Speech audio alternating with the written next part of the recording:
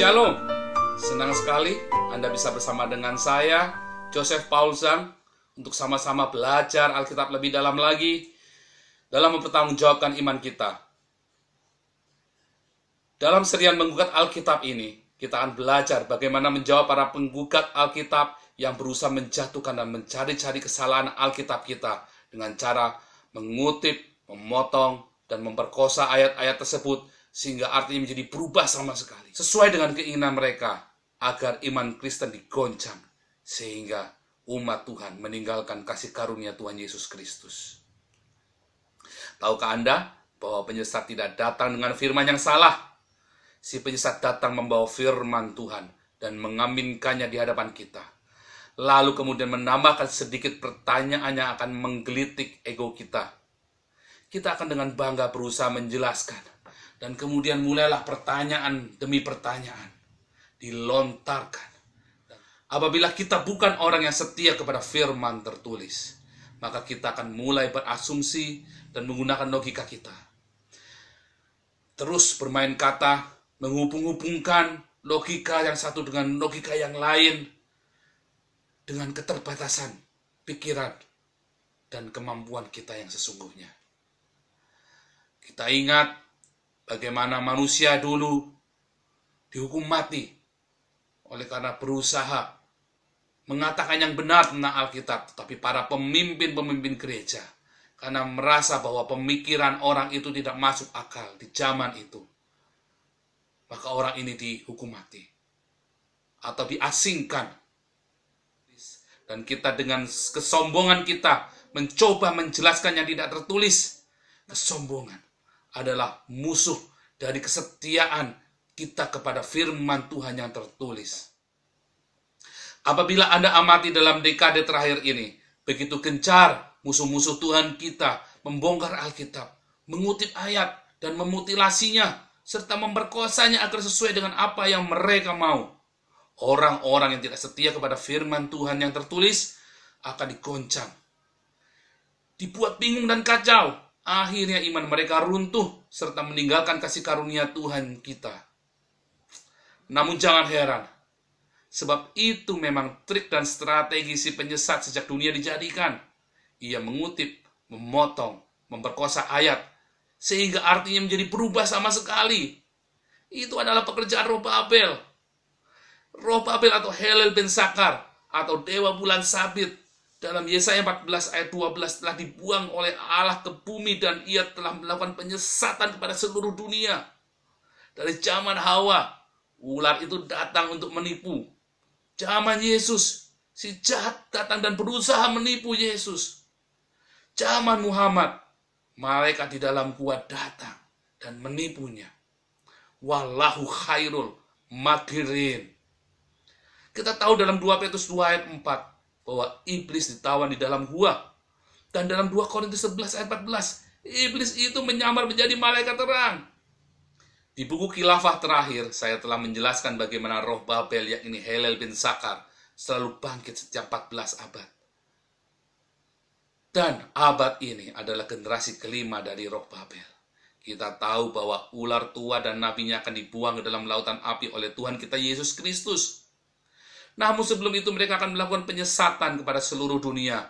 Dan bila mana mungkin, bahkan sepertiga bintang di langit, ya ini anak-anak Allah akan disesatkannya pula. Bagaimana menghindari penyesatan ular tua ini? Yesus sudah memberi teladan yang baik kepada kita. Ia selalu berkata, ada tertulis. Artinya, kita harus kembali setia kepada firman yang tertulis. Bukan sesuai dengan asumsi dan logika kita yang absurd.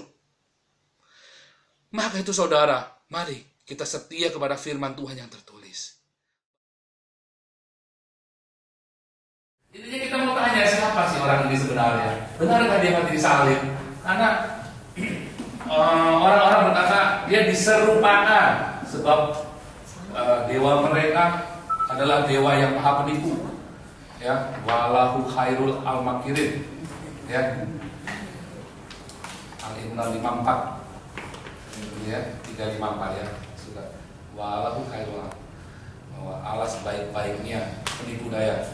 Bukan pembalas sebenarnya, kata pembalasnya nggak ada. Ada. bahasa aslinya, kalau yang paham bahasa aslinya itu ya, walau khairul al-makirin itu Allah maha penipu daya. Itu sama dengan Yohanes 8 ayat 44 ya. Iblis Bapak segala berdusta sama ya, tetapi di dalam Yesus tidak ada tipu daya, tidak ada bayangan, tidak ada kegelapan. There is no shadow turning with thee. Nggak ada bayangan. Oh, ini kan masih ada bayangan dong, masih ada kegelapan, tipu-tipu dikit lah, bayang-bayang gray area kan. Begitu terangnya, sampai begitu ditutup apapun itu mantul, terang itu memantulkan kembali, sehingga nggak ada bayangan. There is no shadow turning with thee. Jadi bukan tiada pertukaran bayangan. Sebenarnya kalau jadi kan besar setiamu, tiada pertukaran bayangan, salah itu ya. There is no shadow turning with thee itu begitu terangnya sampai nggak ada bayangan sebaliknya. Nggak ada bayangan tuh.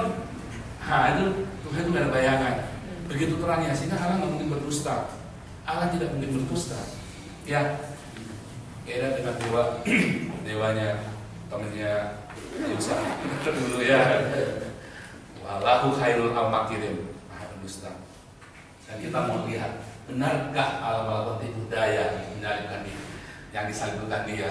Nah, amin. Ya, kita langsung aja. Inilah para penggugat itu yang sudah maklum mati kejang-kejang. 9 tahun menderita, habis dia menghujat Alkitab kita, dia turun dari podium dan jatuh dia. Nah ini, tadi 9 tahun nggak bisa ngomong, mati enggak, hidup enggak, hidupnya dengan kateter. 9 tahun disiksa tuh ya, gila ya. 9 tahun itu lumayan tuh. Ini muridnya ya, yang baru datang ya. Inilah murid si ular bludak ini. Ya, kemarin saksinya Ahok kan, habis dia turun dari saksi Ahok, dibully dia kan di media sosial. Ternyata dia bohong semua riwayatnya dia. Ini juga sama, dia tulis buku ini. Mustahil Kristen bisa menjawab berhadiah mobil BMW. Tapi saya temui dia takut.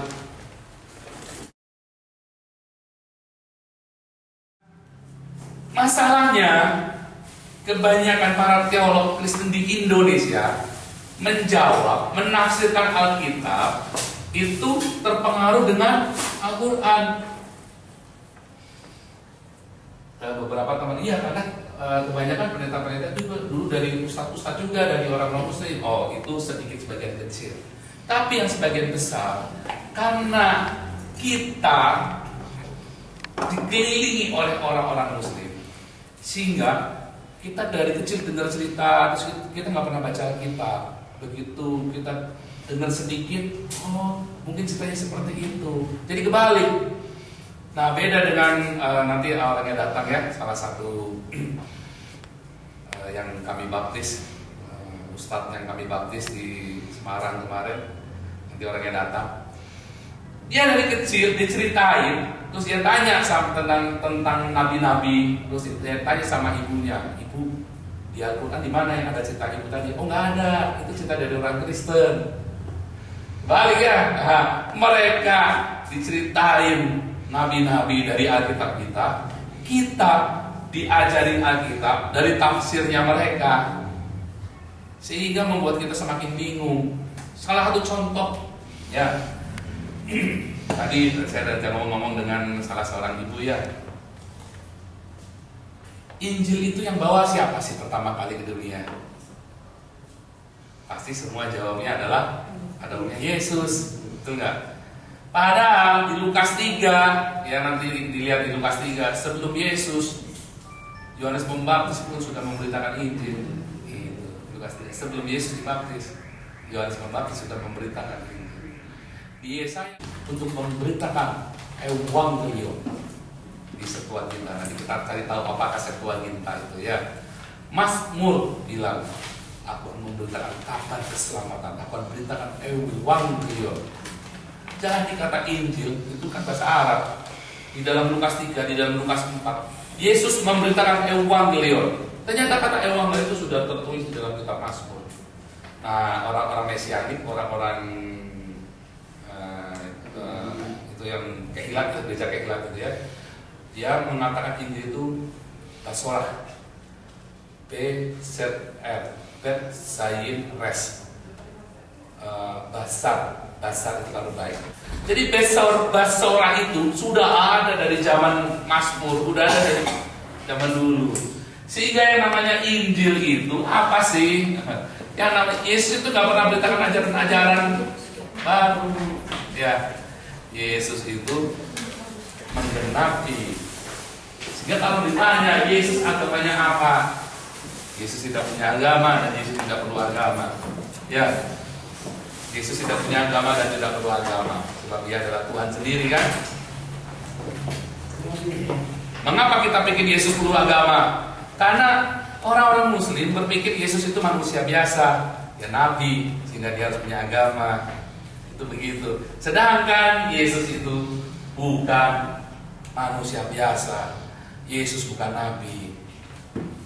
Gitu. Jadi nggak perlu agama. Kata agama yang di Alkitab kita, tulisan agama itu tuh ya, kalau dalam buku ini itu ada saya terjemahkan, ada saya fotokopi juga dari berbagai macam itu, dari Judaismos, ya, dari Desa Daimonia, Teleskeia, dari kata Amnesios, Proseltos, Humon.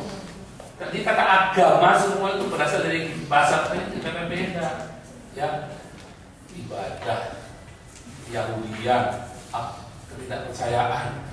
Jadi nggak ada tuh ya, nggak ada kata agama itu apa sih sebenarnya? Ya, agama. Kalau kita bilang Islam itu seperti suatu institusi, ya. Islam sudah harus dibela, institusi harus dijaga, enggak. Yesus tidak pernah menjaga suatu institusi, bukan. Karena kekristenan bukan simbol-simbol, kekristenan bukanlah institusi. Jadi saudara hari ini kalau ditanya apakah agama Yesus, Yesus nggak perlu agama, ya, karena Dia adalah Tuhan itu sendiri.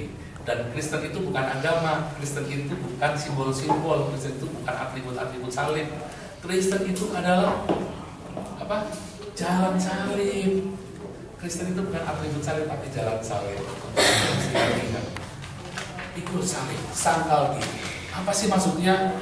Maksudnya adalah mengasihi, mengampuni, dan memberkati.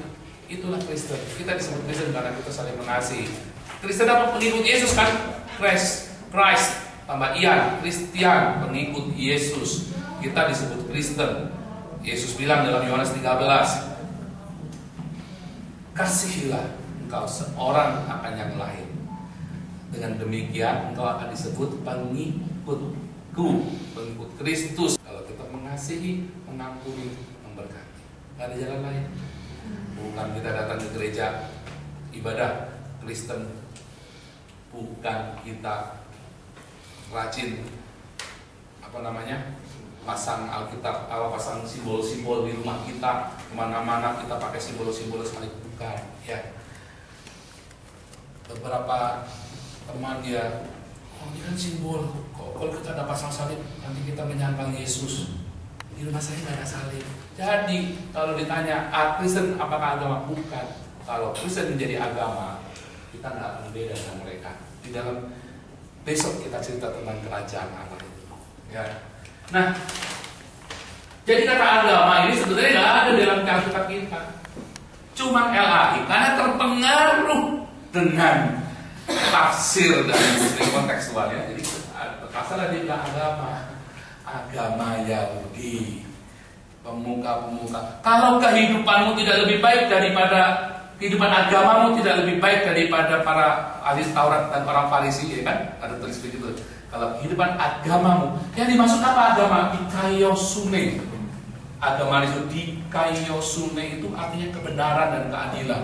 Kalau hidup kamu tidak benar, hidup kamu tidak adil, kalau kamu standar dikaiosunenya di bawah ahli Taurat dan orang Farisi, itu yang dimaksud agama.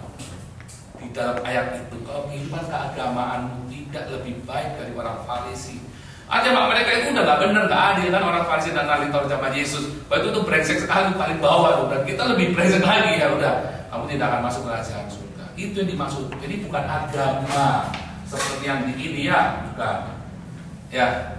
Nah, di sini saya tulis apa bedanya monoteisme dan monolatri. Monoteisme itu hanya ada satu Tuhan di dunia ini, dan Islam mengklaim ada satu Tuhan. Kalau monolatri adalah ada banyak sekali dewa-dewa, tapi kita hanya menyembah satu Tuhan. orang Israel itu monolatri. Karena ada banyak sekali dewa-dewa di zaman itu. Dewa Baal, Dagon, ya, dewa Bel, ada dewa-dewa Mesir. Tapi hanya satu yang disembah oleh Israel, yaitu Yahweh. Nah, inilah monolatri. Kalau monoteisme itu nggak ada yang lain, itu nggak ada semua, cuma ada satu. Nah, itu yang dimaksud. Kenapa? Dulu ada 360 berhala, dimusnahkan semua, disisain satu. Nah, itulah monoteisme. Sedangkan orang Israel itu monolatri. Ya, ada banyak sekali dewa, kita tidak urusan. Tapi hanya satu yang disembah, yaitu Yahweh. Itulah monolatri. Jadi kalau dibilang kalau kita masuk pelajaran agama, kita ini monoteisme, bukan ya, kita di sini monolatri. Ada banyak sekali dewa-dewa, tapi kita menyembah yang maha dewa, yaitu Yahweh, yang kita kenal dalam Yesus. Yohanes 17 ayat 11, nama yang telah kau berikan kepadaku. Ya.